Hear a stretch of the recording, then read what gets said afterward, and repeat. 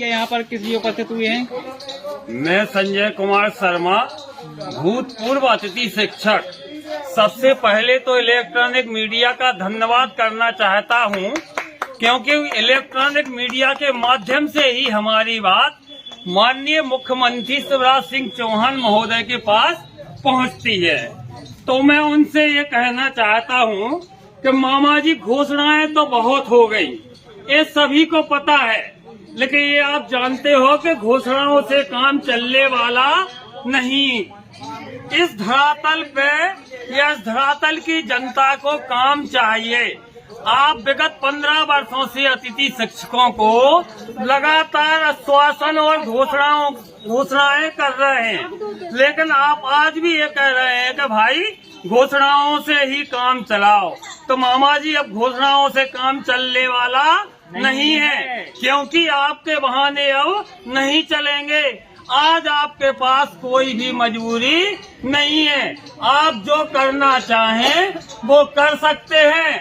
फिर भी आप हम लोगों की बात को क्यों नहीं सुनते, हम लोगों की मजबूरी को क्यों नहीं समझते?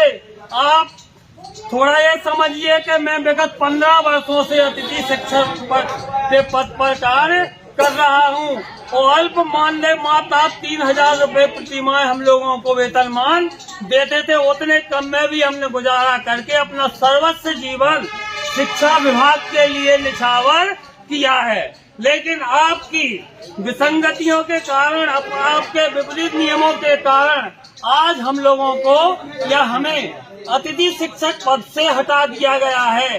अब हमारे सामने हमारे परिवार के भरण पोषण की मजबूरी सामने खड़ी है, क्योंकि मैंने अपने जीवन में बच्चों को शिक्षा देने के अलावा कोई कार्य नहीं किया है।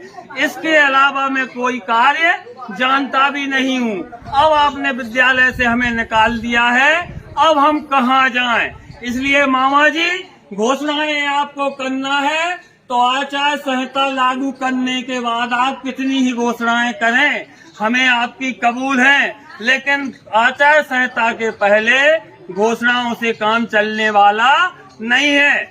आप हम लोगों के लिए जो आपने 2 सितंबर को वचन दिए हैं, उन 2 सितंबर वाले वचन, जैसे अतिथि शिक्षकों की विभागीय परीक्षा, आप विभागीय परीक्षा ले लीजिए, आपको हम लोग अपनी योग्यता स्वयं प्रदर्शित कर देंगे और जो उसमें उत्तीर्ण हो जाए उसको आप नियमित कर दीजिए।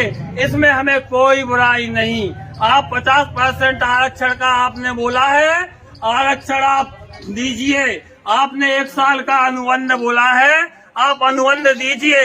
जिस दिन हम लोगों को बीच में विद्यालय में से निकाल दिया जाता है, उस समय जरा सोचिए आप कि हम लोगों के ऊपर क्या गुजरती है। आप सरकार 5 साल के लिए बनाते हैं, लेकिन 1 साल सरकार चलाने के बाद यदि आपके मुख्यमंत्री का पद चला जाता है तो इस दर्द का अनुभव आप स्वयं कर सकते हैं। इसलिए मामा जी अभी भी वक्त है, जितना भी वक्त है, जितना भी समय है, साइन करने में कोई घंटों नहीं लगते, आदेश करने में कोई घंटों नहीं लगते। आप अभी भी आदेश कर दीजिए, अभी समय है तो परिणाम बहुत अच्छा होगा। और यदि आप हम लोगों के पक्ष में हम लोगों की नहीं सुनते हैं तो इस बात की हम सभी अतिथि शिक्षक मध्य प्रदेश के 230 विधानसभा वाले इस शपथ लेते हैं कि किसी भी शर्त पे आपका साथ नहीं देंगे।